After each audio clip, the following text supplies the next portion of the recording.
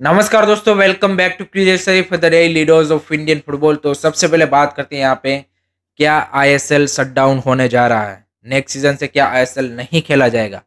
ये सारे न्यूज़ यहाँ पे कल सोशल मीडिया पे काफ़ी ज़्यादा चले, क्योंकि एक बंगाली मीडिया ने यहाँ पे रिपोर्ट किया है कि एफएसडीएल यहाँ पे जो उनका कॉन्ट्रैक्ट 2025 में ख़त्म हो रहा है, उसको यहाँ पे एक्सटेंड करने के मूड में नहीं है। एंड उसी के चलते उन्होंने यहाँ पे जो इस साल का आईएसएल हुआ उसमें स्पॉन्सरशिप भी वो नहीं लाए, क्योंकि उनको नेक्स्ट ईयर कंटिन्यू नहीं करना है। तो ये सारे रीज़न बताते हुए उन्होंने बोला कि मे बी यहाँ पे एफएसडीएल नेक्स्ट सीजन अपना जो मार्केटिंग पार्टनर के तौर पे कॉन्ट्रैक्ट है उसको एक्सटेंड ना करें। एंड इसका मतलब यहाँ पे आईएसएल का भी दी एंड हो सकता है। तो इसके रिगार्डिंग काफ़ी सारे फैंस के different different reaction social media पे आए। कुछ जो पुराने फैंस है जो आई लीग डेज से भी देखते आ रहे थे, वो यहाँ पे खुश हो गए कि चलो भाई फिर से वो आई लीग के डेज आ रहे हैं। कुछ जो यहाँ पे अभी के नए आईएसएल के फैंस बने थे, उनका मानना है कि अब यहाँ पे इंडियन फुटबॉल का क्या होगा और ये सारा सिनारियो। तो काफ़ी ज़्यादा अनसर्टेनिटी इसके रिगार्डिंग क्रिएट की गई थी। पर देखिए, this is not the official news guys, ऐसा कुछ अभी तक हुआ नहीं है। और ना तो यहाँ पे एएफएफ एंड एफएसडीएल के बीच में भी कोई मीटिंग वो यहाँ पे अभी तक इसके रिगार्डिंग कॉन्ट्रैक्ट एक्सटेंशन के रिगार्डिंग एटलीस्ट यहाँ पे नहीं हुई है। तो ये सारी चीज़ें यहाँ पे अनसर्टेन है। और इसका डिसीजन यहाँ पे जो एफएसडीएल की ओर से है, वो डेफिनेटली एक ऐसी खबर है कि वो उतने ज़्यादा यहाँ पे क्या बोलते हैं कि खुश नहीं है। यहाँ पे जिस तरह से एएफएफ में भी वर्किंग हो रही है और जिस तरह की चेंजेस वो यहाँ पे इंडियन फुटबॉल में पिछले 15 साल से उन्होंने जो इन्वेस्ट किया है और उस हिसाब से वो चाहते थे उस हिसाब से नहीं हो पाए, उसमें उनकी भी गलती है। एंड ऑब्वियसली यहाँ पे आपके जो बाकी स्टेक होल्डर्स है यहाँ पे, चाहे वो आईएसएल के क्लब्स हो, चाहे एएफएफ हो, या फिर लोअर लेवल के आप सभी यहाँ पे आप क्या बोलते हैं कि इंडियन फुटबॉल के जितने भी स्टेक होल्डर है, इन सबका यहाँ पे मिलजुल के वो फेलियर है। ऐसा नहीं है कि उनका एक अकेला का ही फेलियर है। बट डेफिनेटली अगर एफएसडीएल जैसे यहाँ पे मार्केटिंग पार्टनर यहाँ पे हट जाते हैं, एंड अगर आपको कोई नया पार्टनर मिल जाता है, तब तो सारी चीज़ें आपकी फिर से क्या बोलते हैं ट्रांजिशन पे हो जाएगी। बट वो केस यहाँ पे वेरी वेरी अनलाइकली, क्योंकि एफएसडीएल यानी कि रिलायंस यानी कि अभी एट द मोमेंट इंडिया में one of the biggest company, and उनका बैकआउट करना यानी कि बाकी भी जो इन्वेस्टर है उनका भी कहीं ना कहीं यहाँ पे क्या बोल सकते हैं कि आप ये मान सकते हैं कि वो भी यहाँ पे फिर इंडियन फुटबॉल में इन्वेस्ट करने से यहाँ पे मतलब उतना एक्टिवली इन्वेस्ट नहीं करेंगे, या तो करेंगे ही नहीं। काफ़ी क्लब्स भी बैकआउट कर सकते हैं। There are multiple things involve in in this this kind of a decision. And फिर से आपको इंडियन फुटबॉल वो यहाँ पे जो पहले डेज थे उसमें चला जाएगा। क्योंकि देखिए, आईएसएल से अगर आप फुटबॉलिंग वाइज कितना इंप्रूव हुए वो तो एक बात की बात है।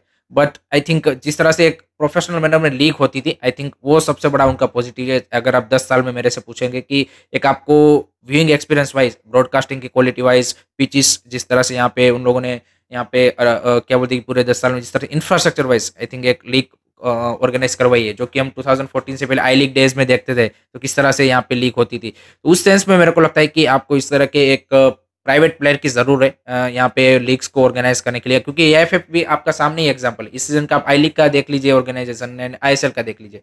आई लीग में आपको पता है कि ब्रॉडकास्टिंग नहीं मिल रहा, सारी चीज़ें नहीं रही। तो चैलेंजेस पे काफ़ी ज़्यादा है। एंड कोई भी चाहे एफएसडीएल हो या फिर एनी अदर कंपनी, बिना पैसे के किसी भी स्पोर्ट को किसी भी कंट्री में डेवलप करना, it's a very very difficult task. And particularly country like India की इतना बड़ा कंट्री है और ये सारी चीज़ें हैं, तो वहाँ पे तो और भी ज़्यादा मुश्किल ही है। बट ये सारी चीज़ें मैंने जैसे बोला कि एट द मोमेंट कोई मीटिंग हुआ नहीं है।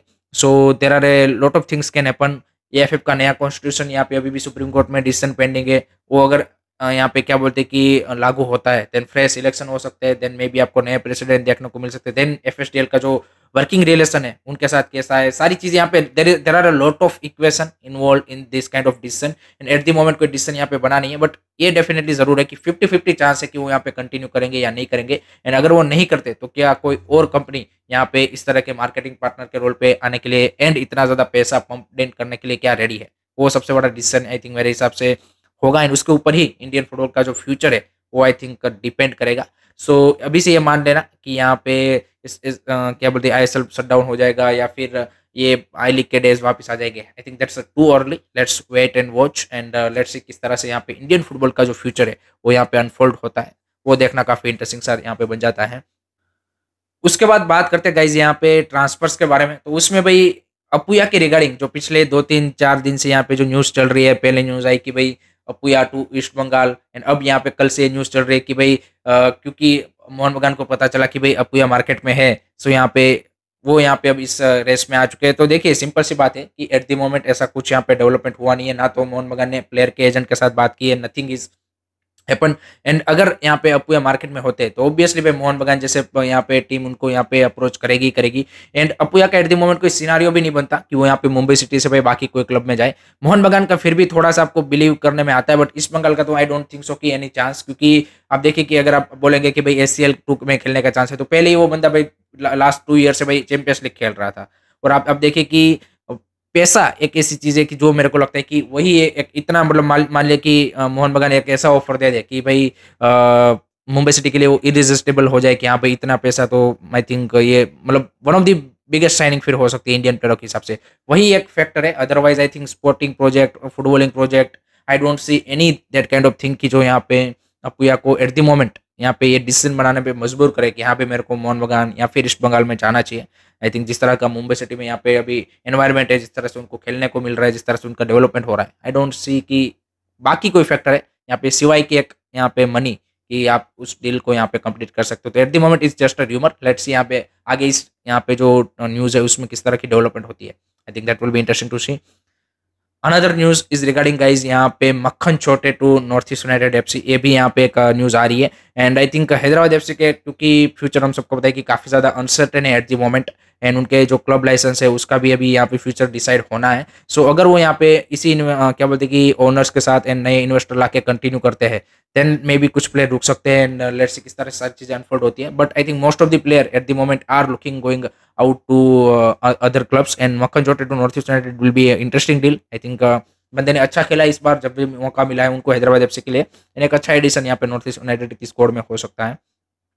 देन भाई यहाँ पे जो नील गोगावाला, जो कि फॉर्मर बार्सिलोना एकेडमी प्लेयर, यहाँ पे इंडिया में जो उनकी एकेडमी होती थी उनमें वो खेले है। उसके बाद उन्होंने मुंबई सिटी FC की जो एकेडमी है उनको ज्वाइन किया था। अंडर 15 के वो मिडफील्डर है। उन्होंने भाई यहाँ पे इंग्लैंड का जो सेकंड ईयर चैंपियनशिप का क्लब है यहाँ पे ब्लैकबर्न रोवंस, उनकी एकेडमी में यहाँ पे क्या बोलते हैं कि उन्होंने साइन किया है। And that's the interesting move guys, I would से कि आपको यहाँ पे वहाँ की जो एकेडमीज है वहाँ पे और भी ज़्यादा प्रोफेशनल मैनर में सारी चीज़ें खेलने को मिलेगी। एक नया चैलेंज होगा आई थिंक इस नील को। I think one of the most promising talent के तौर पे देखा जा रहा था। तो आई थिंक अंडर 15 के एज पे वहाँ पे जा रहे हैं। तो आई थिंक डेवलपमेंट वाइज भी जो एक हम बोलते हैं कि इंडिया में वो अंडर 17 से अंडर 21 में आपका उस तरह से डेवलपमेंट नहीं होता, उस सेंस में भी मेरे को लगता है कि it will be interesting to see. And एक अच्छा मूव उन्होंने यहाँ पे डिसीजन लिया है। चैलेंजेस काफ़ी ज़्यादा होंगे बिकॉज इतना इजीली आपको वहाँ पे क्या बोलते हैं कि अपने आप को प्रूव करना पड़ेगा। एंड वहाँ के जो एकेडमी में प्लेयर होंगे उनसे अगर आप बेटर करोगे तभी जाके वहाँ पे उतना ज़्यादा आपको गेम टाइम सारी चीज़ें मिलेगी। सो लेट्स सी किस तरह से उनका आगे जाके डेवलपमेंट होता है, that will be interesting to see. Last में बात करते हैं गाइस, यहाँ पे कल गुजरात सुपर लीग का फाइनल खेला गया, जहाँ पे धमाकेदार फाइनल में पेनल्टी शूटआउट में कर्नावती नाइट्स ने यहाँ पे वडोदरा वॉरियर्स को हरा दिया। 90 मिनट पे यहाँ पे 1-1 से स्कोर यहाँ पे इक्वलाइज हुआ। एंड उसके बाद सडन मतलब डायरेक्ट पेनल्टी शूटआउट था, एंड उसमें उन्होंने भाई यहाँ पे सारी की सारी पेनल्टी कन्वर्ट करके यहाँ पे उन्होंने वडोदरा वॉरियर्स को हरा दिया है। So congratulation to Karnavati knights. And एक successful I would say first edition आप GSL का बोलेंगे, 12 दिन का ही था, बट आई थिंक जिस तरह से ऑर्गेनाइज हुआ सारी चीज़ें यहाँ पे की गई from Gujarat state F, I think that's the commendable job. And let's hope so next year और भी ज़्यादा बिगर बेटर हमें यहाँ पे GSL का एडिशन देखने को मिले। So that's it from my side guys regarding today's Indian football news. I hope कि आपको वीडियो पसंद आया होगा। Keep supporting Indian football, don't forget to like share subscribe curiosity. जय हिंद, जय भारत।